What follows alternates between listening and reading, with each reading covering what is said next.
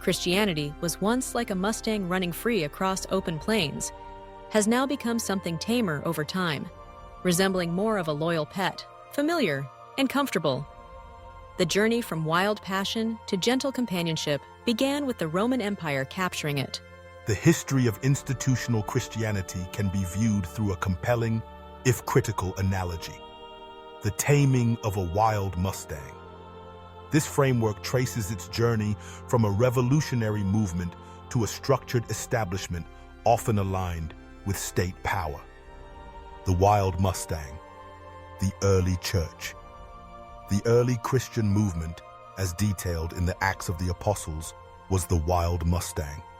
It was born in the untamed wilderness outside the stables of Roman and Jewish religious authority. This creature was powerful, unpredictable, and thrived on a spirit of radical equality and communal living that was foreign to the rigid hierarchies of the time.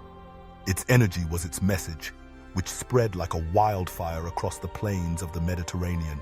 Efforts to corral it through persecution, the whips and punishments of Roman authorities, failed.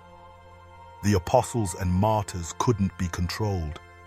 In fact, every attempt to break its spirit through violence only seemed to make it stronger and multiply its numbers.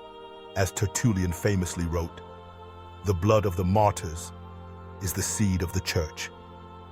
This was a truly wild creature, loyal to no earthly master.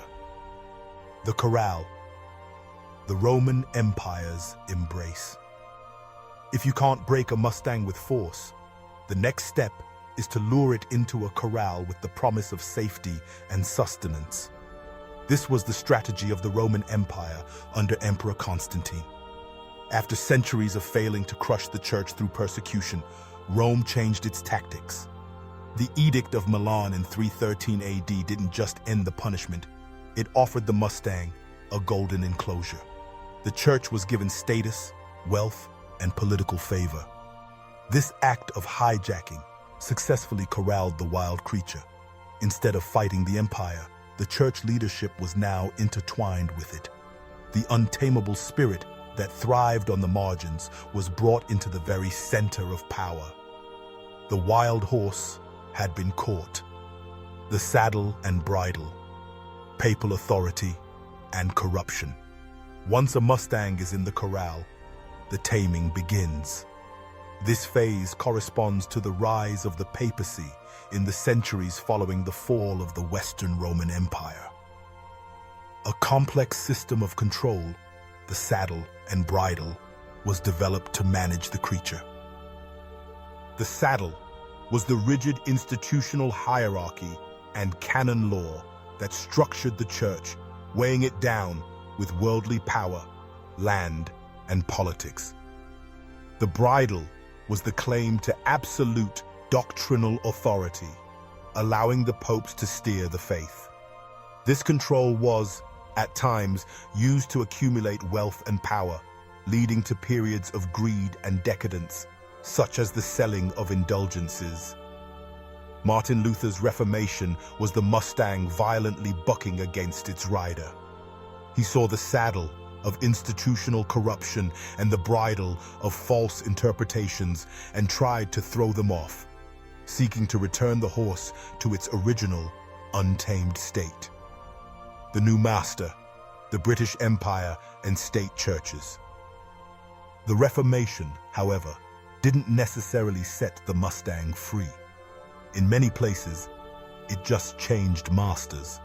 The rise of Protestantism led to national, state-controlled churches, where the king replaced the pope as the rider.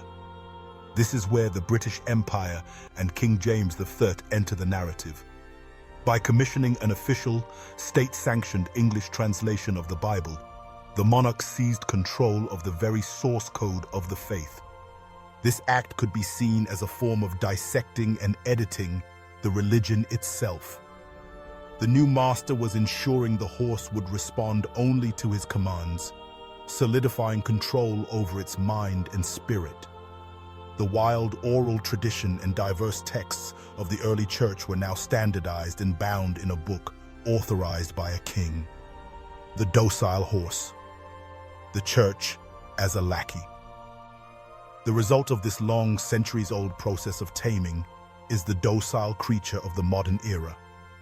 Having been caught, saddled, and broken by successive political powers, its wild spirit has been largely subdued. In this view, the magnificent creature that once roamed free has become a domesticated animal, often content in the stable of political establishments.